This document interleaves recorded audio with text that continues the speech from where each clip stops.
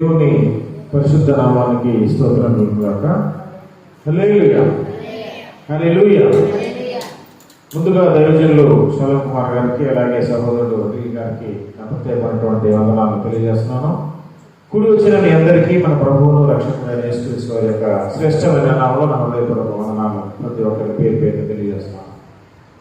మరి పరిశుద్ధ బైబిల్ గ్రంథంలో నుంచి నేటి మన సందేశానికి మూలవాక్యంగా కీర్తనల గ్రంథం 14వ కీర్తన మొదటి వచనం నుంచి చదువుకుందాం. దయచేసి బైబిల్ ఉన్న వారందరూ తెలిసి చూడండి. కీర్తనల గ్రంథం 14వ కీర్తన. చాలా మంది ఏమంటుంటారంటే కీర్తనల గ్రంథం 14వ అధ్యాయం ఉంటుంది. ఇందులో అధ్యాయాలు ఉండవు, అన్ని పాటలే. ఇవన్నీ కీర్తనలు, అధ్యాయాలు ఉండవు. కొంతమంది తెలియక ఏమంటారంటే 14వ అధ్యాయం 15వ అధ్యాయం ఉండవు, ఇందులో అధ్యాయాలు ఉండవు. 14వ కీర్తన మొదటి వచనం నుంచి చదువుతున్నాను చూడండి. దేవుడు లేడని బుద్ధిహీనులు తమ హృదయములో అనుకోరు. దేవుడు లేడని ఈ భూమి మీద ఎవరు అనుకుంటారు చెప్పండి? బుద్ధిహీనులు. దేవుడు లేడు అని అనుకునే వారిని బైబిల్ గ్రంథం ఇచ్చిన బిరుదు ఏంటంటే బుద్ధిహీనులు. వారు చెడిపోయిన వారు, అసహ్య కార్యములు చేయుదురు, మేలు చేయువాడు ఒకడునూ లేడు. వారు ఎలాంటి వారంటే చెప్పండి? చెడిపోయిన వారు. వాళ్ళు ఎలాంటి వారు? వాళ్ళ హృదయం చెడిపోయింది, వాళ్ళ మనస్సు చెడిపోయింది, వాళ్ళ జీవితం చెడిపోయింది. వాళ్ళు అసహ్యమైన కార్యాలు చేసేవాళ్ళట. మనుషులు అసహించుకునే కార్యాలు, పవిత్రులు, మంచివారు, సజ్జనులు అసహించుకునే కార్యాలు వాళ్ళు చేస్తారట. వాళ్ళు పూర్తిగా చెడిపోయిన మనస్సు, హృదయం కలిగిన వాళ్ళు కాబట్టి మరి చెడ్డ కార్యాలు, అసహ్యమైన కార్యాలు వాళ్ళు చేస్తారు. అదే వారికి ఇష్టం. వాళ్ళు చెడ్డ కార్యాలే చేస్తారు. వాళ్ళు చెడిపోయిన వారు, వాళ్ళు అసహ్య కార్యాలే చేస్తారు. మరి ఆ కార్యాలు చేయాలంటే దేవునికి నచ్చవు ఆ కార్యాలు. కాబట్టి దేవుడు ఉన్నాడు అనుకుని ఒకవేళ వాళ్ళు నమ్మితే ఈ కార్యాలు వాళ్ళు చేయలేరు, చేయటానికి తెగించలేరు. కాబట్టి వాళ్ళు ఎట్లాగూ ఈ పాపాలు, ఈ చెడిపోయిన కార్యాలు, అసహ్య కార్యాలు వాళ్ళు చేయకుండా ఉండలేరు. కాబట్టి వెంటనే ఒక ఆర్గ్యుమెంట్కి దిగారు. ఏంటి తెలుసు? అసలు దేవుడు లేదని చెప్పేస్తే పోలా.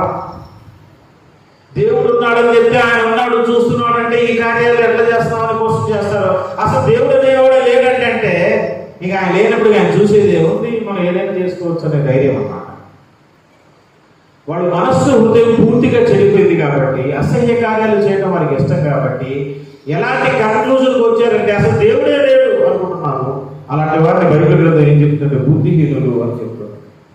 వివేకము కలిగి, 2వ వచనంలో, వివేకము కలిగి దేవుని వెతుకువారు కలరేమో అని యెహోవా ఆకాశం నుండి చూసి నరులను పరిశీలించిన వారందరూ దారి తొలగి బొత్తిగా వివేకము కలిగి దేవునికి వెతుకువారు కలరేమో అని దేవుడు ఆకాశం నుంచి చూస్తున్నాడట.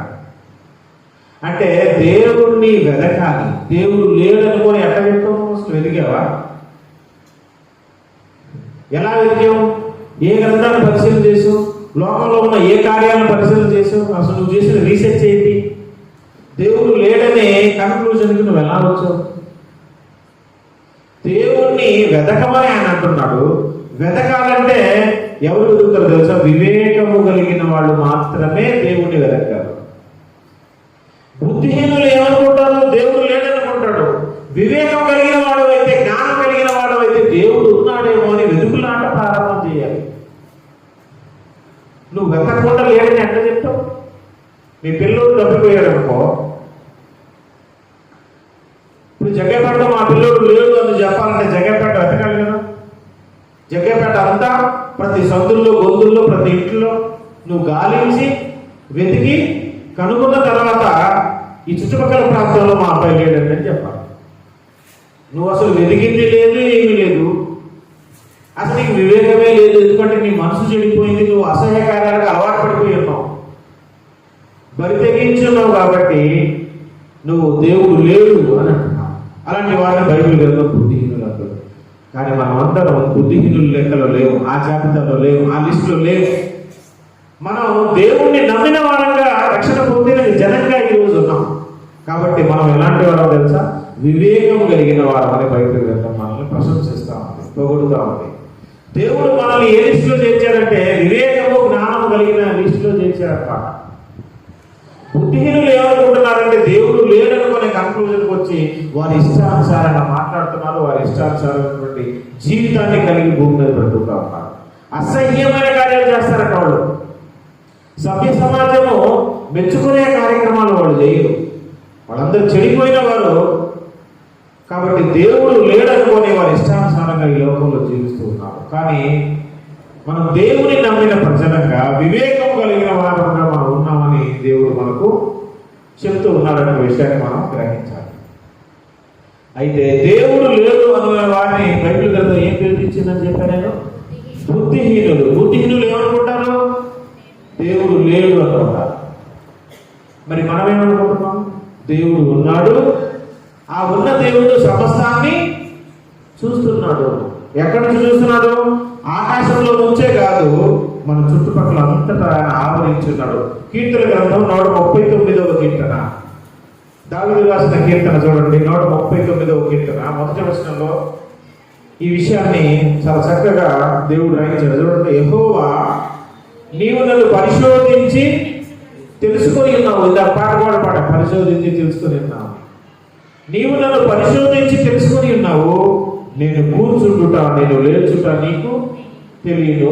నాకు తలంపు పుట్టక మునిపే నీవు నా మనస్సు గ్రహిస్తున్నావు. తలంపు పుట్టక ముందే అసలు ఎవరికైనా సాధ్యపడిందా ఈ లోకంలో? అసలు ఆలోచన ఇంకా మనం స్టార్ట్ చేయలేదు, కానీ దానికి ముందే దేవుడు తెలిసిపోతుందంట. నా నడకను నా పడకను నీవు పరిశీలన చేసి ఉన్నావు. నా చర్యలన్నిటిని నీవు బాగుగా తెలుసుకుని ఉన్నావు. యెహోవా మాట నా నాలుకకు రాకమునిపే అది నీకు పూర్తిగా తెలుసు. ఇప్పుడు నేను ఏం పలకబోతున్నానో ఒక అక్షరం కూడా స్టార్ట్ చేయకముందే నువ్వు ఏం పలుకుతావో దేవుడికి ముందే తెలిసిపోతుంది. ఎంత పరిశీలన చేస్తున్నాడో చూడండి. వెనుకొన ముందు నీవు నన్ను ఆవరించి ఉన్నావు, నీ చెయ్యి నా మీద ఉంచి ఉన్నావు. చూడండి, ఇంకా కింద చదివితే 7వ వచనం, నీ ఆత్మ ఎంతటి నేను ఎక్కడికి పోదు, నీ సన్నిధి నేను ఎక్కడికి పారిపోదు. నేను ఆకాశం ఎక్కిన నీవు ఒక్కడ ఉన్నావు, నేను పాతాళ మందు పడుకునే నీవు ఒక్కడ ఉన్నావు. చూడు, ఎక్కడికి వెళ్ళినా దేవుడు వెనక ముందు లెఫ్ట్ రైట్ మొత్తం అంతటా చుట్టూ ఆవరించి ఉన్నాడు. దేవుని సన్నిధి లేకుండా, దేవుని సన్నిధి ఏంటి? ప్రెజెన్స్ ఆఫ్ గాడ్ అంటారు. అంటే దేవుడు అక్కడ నివాసం చేయటం, దేవుడు పక్కనే ఉండటాన్ని దేవుని సన్నిధి అంటారు. ఇప్పుడు దీన్ని దేవుని సన్నిధి అంటారు ఎందుకంటే దేవుని నివాసం ఇక్కడ ఉంటుంది కాబట్టి. దేవుడు ఆకాశం నుంచి దిగి వచ్చి ఇక్కడ మన మధ్యలో సంచరిస్తుంటాడు కాబట్టి ఆయన ఉండే, ఆయన పాదం మోపిన స్థలం ఏదైతే ఉందో అది ఆయన సన్నిధి అన్నమాట. కాబట్టి దేవుని సన్నిధి నుంచి మానవుడు ఎక్కడ కూడా తప్పించుకొని పోదు. మన చుట్టూ ఆవరించున్నాడనే విషయం క్రైస్తవులుగా రక్షణ పొందిన మనకందరికీ తెలుసు. ఏమని? దేవుడు మన ఆవరించి ఉన్నాడు, మన చుట్టూ ఉన్నాడు. మన మాటలు, మన ఆలోచనలు, మన చర్యలు అన్ని దేవునికి తెలుసు. మనం ఏం మాట్లాడుతున్నది, మనసులో ఏమనుకున్నది, ఏమనుకోబోతున్నది అన్ని దేవునికి తెలుసు అనే భయము, భక్తి ఎల్లప్పుడూ కలిగిన వారంగా మనం బ్రతుకుతూ ఉన్నాం. అలా బ్రతకాలి. ఈ జ్ఞానం మనకు మాత్రమే ఉంది. కానీ దేవుడు లేడు అనుకునే బుద్ధిహీనులు ఉన్నారు చూసారా, వాళ్ళకి జ్ఞానం లేదు. అయితే మనలో కూడా చాలా మందికి ఈ జ్ఞానం ఉన్నను, మనలో కూడా కొంతమంది బుద్ధిహీనులుగా బ్రతుకుతున్నారు. ఇది పరిశుద్ధాత్మ దేవుడు మనకు నేర్పించబోయే పాఠం ఈ మధ్యాహ్నకాల సమయంలో. దేవుడు లేడని బుద్ధిహీనులు అనుకుంటున్నారు. కానీ కొంతమంది రక్షణ పొందుకొని, బాప్తిసం తీసుకొని, పరిశుద్ధాత్మను పొందుకొని, అనేక వరాలను పొందుకొని, దేవుని పరిచర్యలో వాడబడుతూ, దేవుని పనిలో పాల్గొంటూ, పరిశుద్ధులుగా పిలువబడుతూ, పరిశుద్ధుల సహవాసంలో కొనసాగుతూ,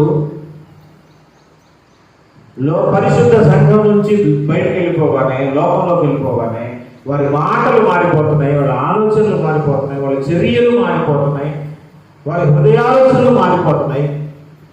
వారు ఇష్టానుసారంగా జీవిస్తున్న వారు కూడా సమాజంలో ఉన్నారు అనేది వాస్తవం అనేటువంటి సంగతి. అలాంటి వారు మనలో లేకపోవచ్చు, కానీ సమాజంలో మాత్రం అలాంటి వారు ఉన్నారు. వారు ఎవరు చూడట్లేదు కదా, ఎవరు ఏ నరుడు ఇక్కడ లేడు కదా అని వాడు అసహ్యమైన మాటలు, అసహ్యమైన చూపులు, పాపపు చూపులు, పాపపు ఆలోచనలు, పాపపు క్రియలు, దేవునికి ఆయాసకరమైనటువంటి కార్యాలు, వక్రటింకర కార్యాలు, దేవునికి ఇష్టం లేని కార్యాలు, నరకానికి నడిపించే కార్యాలు, బైబిల్ గ్రంథం తీవ్రంగా మరి వ్యతిరేకిస్తున్నటువంటి కార్యాలు మరి విశ్వాసులలో కూడా కొంతమంది చేస్తున్నారు.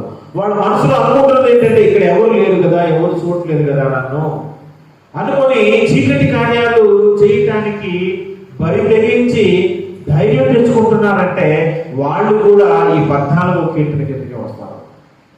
దేవుడు లేడనుకొని బుద్ధిహీనులు అనుకుంటారు, దేవుడు లేడనుకొని బుద్ధిహీనులు వాళ్ళ హృదయంలో అనుకుంటారు.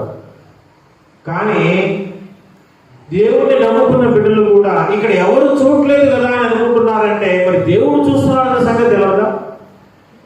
అంటే నీ హృదయంలో కూడా ఏమనుకుంటున్నావు? దేవుడు లేడనుకున్నావు అన్నమాట. మనిషి చూడలేదు కదా, నేను ఎవరికి దొరకనని అనుకుంటున్నావు నువ్వు. మరి పక్కన దేవుడు లేడా? నీ వెనక ముందు చుట్టూ ఆవరించున్నాడని జ్ఞానం నీకు ఉంది కదా.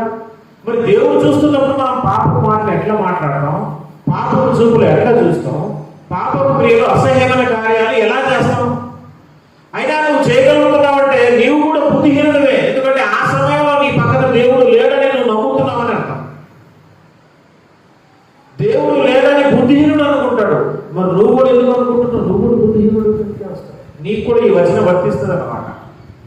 దేవుడు పక్కనే ఉన్నాడని తెలిసి, దేవుడు సమస్తాన్ని గమనిస్తున్నాడని తెలిసి, వెనక ముందు ఆవరించి ఉన్నాడని తెలిసి కూడా ఏ మనిషి చూడలేదు కదా అనే మాట నీ నోట వచ్చిందని అంటే పక్కన దేవుడు ఉన్నాడు అనే సంగతి నువ్వు మర్చిపోయావన్నమాట ఆ క్షణం. అంటే నీవు కూడా ఏ కేటగిరీ కిందకు వస్తావు? బుద్ధిహీనుడి కేటగిరీ కిందకి వస్తావు. కాబట్టి ప్రియ సహోదరి సహోదరుడా, మనిషి చూడట్లేదు కదా అని అనుకోవద్దు. నీ ప్రక్కన దేవుడు ఉన్నాడు, ఆయన చూస్తున్నాడు అన్న విషయాన్ని నువ్వు గమనించాలి. దేవుడు ఉన్నాడనే భయం నీకు ఉంటే నువ్వు మనం పాపం ఎందుకు చేస్తాం చెప్పండి? పాపపు మాటలు ఎందుకు మాట్లాడతాం? పాపపు చూపులు ఎందుకు చూస్తాం? మనిషి చూడకపోవచ్చు కానీ దేవుడు చూస్తున్నాడు కదా, దేవుడు గమనిస్తున్నాడు కదా. అయినా సరే బరి తెగించి ఏమంటే మనం పాపం చేయగలుగుతున్నామంటే మనం బుద్ధిహీనులమే తప్ప వివేకులము కాదు. ఇంకొక విషయాన్ని మనం ఈ సందర్భంలో తెలుసుకోవాలి ఏంటంటే, మనుషులు ఎవరు చూడకపోవచ్చు, మనుషులు ఎవరు నీ మీద నేరారోపణ చేయకపోవచ్చు.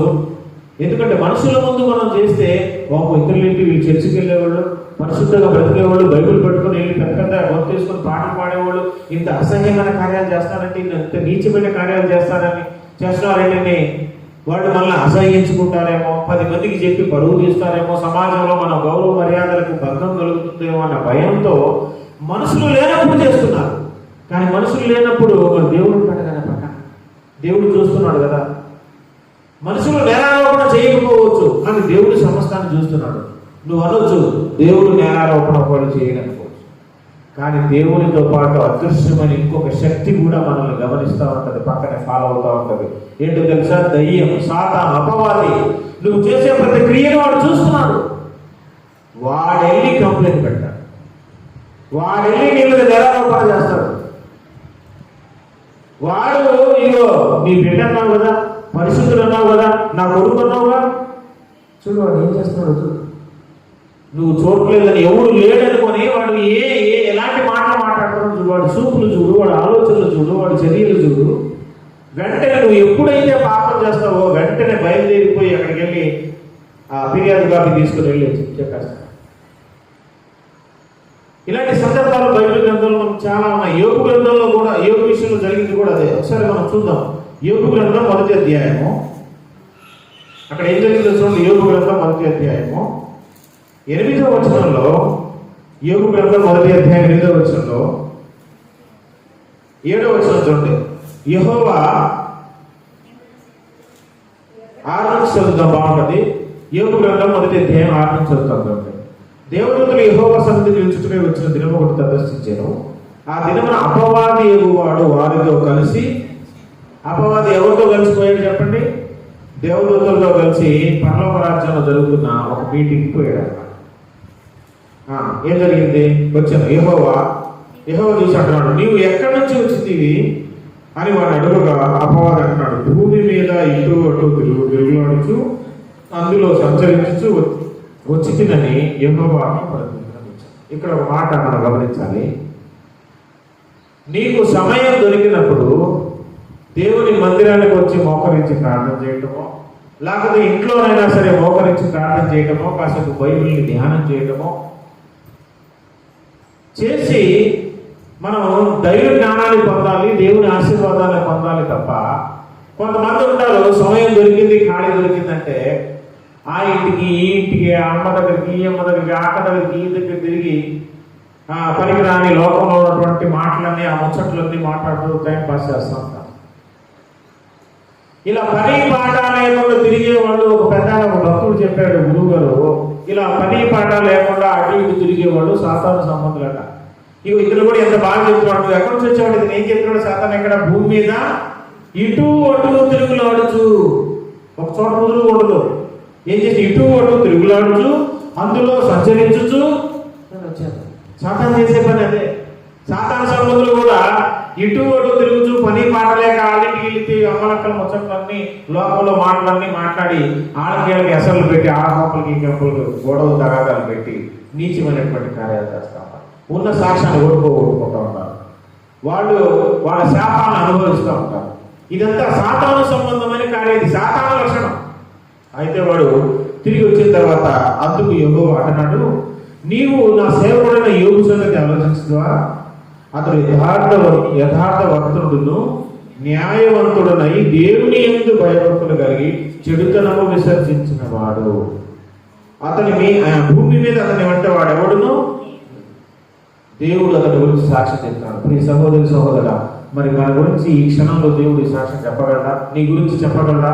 పరలోకంలో దేవదూతలకి నిన్నే పాయింట్అవుట్ చేస్తూ చూపిస్తుంది, ఫలానా మందిరంలో ఫలానా డ్రెస్ చేసుకుని కూర్చుందే నా బిడ్డ, ఆమె ఎవరు అనుకుంటున్నావు? యథార్థవంతురాలు, న్యాయవంతురాలు, దేవుని యందు భయభక్తి కలిగి చెడుతను విసర్జించిన ఆమె అని చెప్పగలరా? కానీ యోబు గురించి అని చెప్తున్నాడు. ఒక దేవదూత సాక్ష్యం కాదండి ఇది, ఒక దైవజనుడి సాక్ష్యం కాదు, విశ్వాన్ని సృష్టించిన దేవుడు చెప్తున్న సాక్ష్యం. అతను యథార్థవంతుడు, న్యాయవంతుడు, యెహోవా యందు దేవుని యందు భయభక్తులు కలిగి చెడుతనం విసర్జించాడు. చెడుతనాన్ని ప్రేమించకపోవడం కాదు, విసర్జించడం.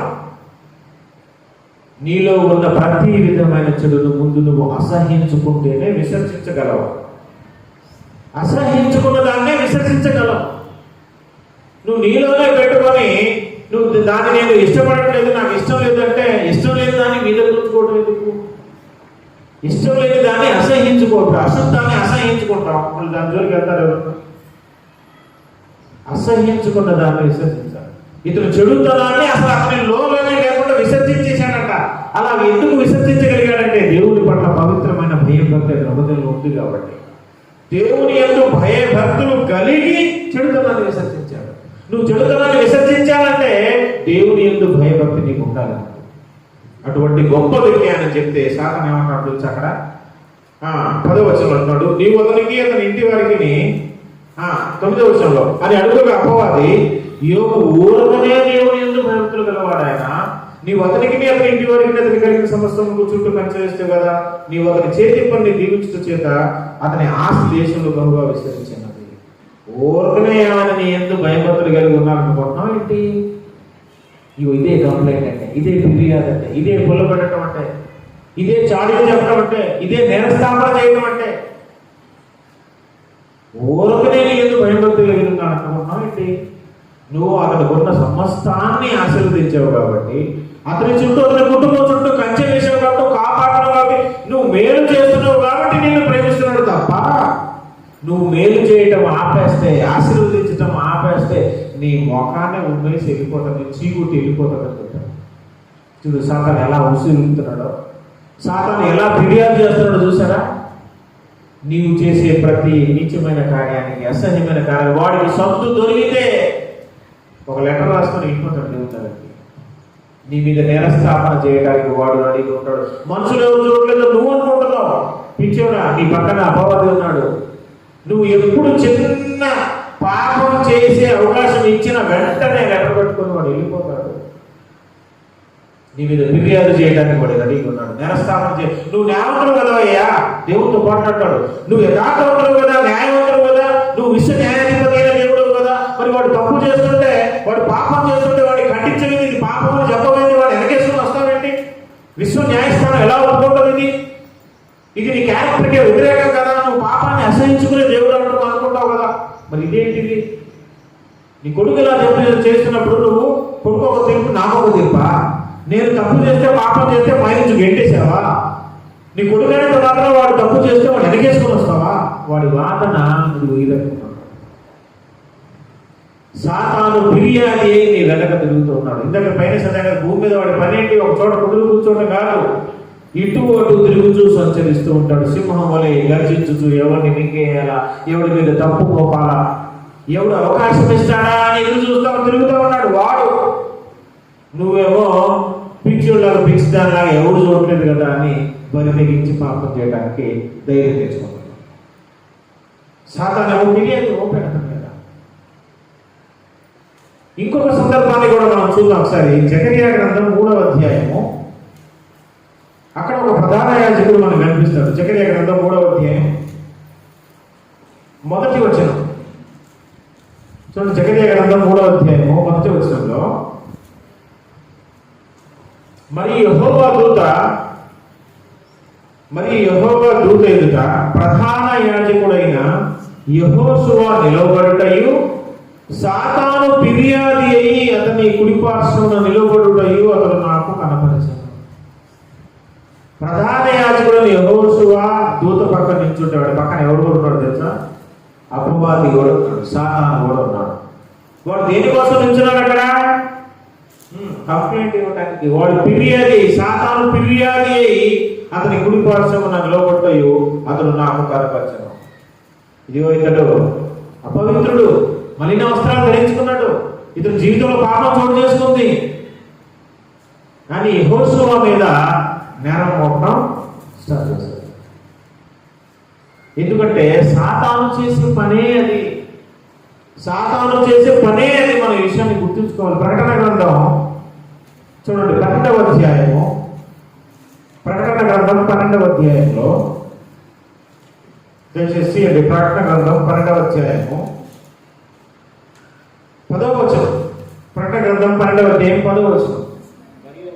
మరి ఒక గొప్ప స్వరము పరలోకమందు ఈలాగు చెప్పుట వెంటిని, రాత్రి పగళ్ళు మన దేవుని ఎదుట మన సహోదరుల మీద నేరము మోపువాడైన అపవాది పడద్రోయబడి ఉన్నాడు. ఏ అపవాది అతనో అతను కొన్ని పిలిచి నేరము మోపువాడైన అపవాది. ఎప్పుడెప్పుడు నేరం మోపుతాడు? రాత్రి పగళ్ళు మన దేవుని ఎదుట మన సహోదరుల మీద. సహోదరులు అంటే ఎవరు తెలుసా? బైబిల్ పరిభాషలో సహోదరులు అని బైబిల్లో రాసిన చోటల్లా రక్షణ పొందిన వారు, క్రీస్తు రక్తంలో కడగబడిన వారు, దేవుని విశ్వాస గృహంలో చేర్చబడిన వారు, సంఘంలో చేర్చబడిన పరిశుద్ధులు సహోదరులు. మనకు లోకంలో ఉన్న వాళ్ళందరూ అన్యులు. ఇక వాడి గురించి ఫిర్యాదు ఇచ్చేదేం లేదు. ఎందుకంటే వాళ్ళందరూ సాతాను సంతులే, అపవాది కుమారులే, దుష్ట సంతానమే, సర్ప సంతానమే, తన పిల్లలే, తన క్యారెక్టర్తో నింపబడిన పిల్లలే, తాను వెళ్ళబోయే లోకానికి తనతో పాటు కట్టకట్టుకుని వెళ్ళే సంఘమే అదంతా కూడా. ఇక వాడి గురించి ఫిర్యాదు ఏముంది? తన పిల్లలు వాళ్ళ గురించి టార్గెట్ కాదే, అసలు వాళ్ళ దగ్గర వెళ్ళలేక. వాళ్ళ టార్గెట్ అంతా రక్షణ పొందిన పరిశుద్ధ జనాంగం మీద. ఎక్కడ సందు దొరికిందా, ఎవడు కొంచెం అవకాశం ఇస్తాడా కాల్చుకొని కూర్చొని ఉంటాడు ఆయన. మన వెనకాల తిరుగుతుంటాడు ఆయన. మరి ఈ జ్ఞానం తెలుసుకోకుండా, ఈ విషయం తెలుసుకోకుండా, ఎవరు చూడలేదు కదా అని నువ్వు మాట్లాడుతున్నావంటే అక్కడ పక్కనే సాతాను చూస్తున్నాడు దేవుడితో పాటు. అసలు దేవుడు సరేలే, ఏ బలహీనమైన సమయంలో ఎందుకు ఇలా చేశాడో నా దగ్గరికి రండి, నా మందిరానికి వస్తాడు కదా, మోకరించి అడుగుతాడు కదా, నా ముందు పశ్చాత్తాపం, నేను పాపం చేశాను అడుగుతాడు కదా, అప్పుడు నిలదీద్దాం. ఎందుకు నీకు ఈ జ్ఞానం లేక చేశావా? బరి తెగించి చేశావా? దేవుడు చూడలేదని చేశావా? తర్వాత చూసుకున్నామని దేవుడు ఒకవేళ దాన్ని పోస్ట్ పోన్ చేసినా సాతాను వదలడు. వెంటనే ఒక కంప్లైంట్ లెటర్ రెడీ చేసేసి వెళ్ళి దేవుడిని శోధిస్తూ ఉంటాడు. వాడు ఏదో ఒకటి చేయి, నువ్వు పాపులను వెనకేసుకొని వస్తే పాపులకు శిక్ష, పాపానికి శిక్ష ఉన్నారు కదా. మానవులందరూ చేసిన పాపాన్ని నువ్వు ఊరినే పరలోక రాజ్యంలో నుంచి క్షమించేసి వదిలేయకుండా అసలు భూలోకంలోకి వచ్చి ఎందుకు మరణించావు ఈ శిలువ మీద? నువ్వు ఎందుకు మరణించావంటే పాపాన్ని క్షమించేసినంత మాత్రం సరిపోదు, దానికి తగిన శిక్ష కూడా పడాల్సిందే. ఆ పాపం ఎక్కడికి పోదు, క్షమించేసినంత మాత్రం చేసిన పాపం ఎక్కడికి పోదు. ఇప్పుడు మనకి మురికి బట్ట ఉందనుకోండి, మురికి బట్టలను మనం వాష్ చేసినప్పుడు, శుభ్రం చేసినప్పుడు, ఉతికినప్పుడు అందులో ఉన్న మురికి ఆ కాలంలోకి వెళ్ళిపోతుంది. అంతేగాని ఆ మురికి మాయమవుతుంది. తెలుసా మీకు? బట్టల్లో ఉన్న మురికి కాలువ నీళ్ళలో వెళ్ళింది అంతే తప్ప, ట్రాన్స్ఫర్ అయింది ఒక చోట ఇంకొక చోటకి అంతే తప్ప, మురికి మాయమయ్యేది జరగదు అసలు. దాన్ని ఎవరు మాయం చేయలేడు కూడా. అది నీళ్ళలోకి వెళ్ళిన తర్వాత కాసేపు బరువు ఎక్కువైపోయి కింద అడుగును చేరుతుంది తప్ప మురికి ఎక్కడికి పోదు. నీ బట్టల్లో నుంచి పక్కకి వెళ్ళిపోయింది. మన మీద ఉన్న శాపాన్ని, మనం చేసిన పాపాన్ని దేవుడు క్షమించాడు, కానీ దానికి శిక్ష విధించబడాలి. కాబట్టి ఆ పాపం అలా పోదు. కాబట్టి ఆ దేవుడి నడవతార నుంచి మనందరి కోసం మరుగురు సిలువలో ఆ శిక్షను అనుభవించాలి.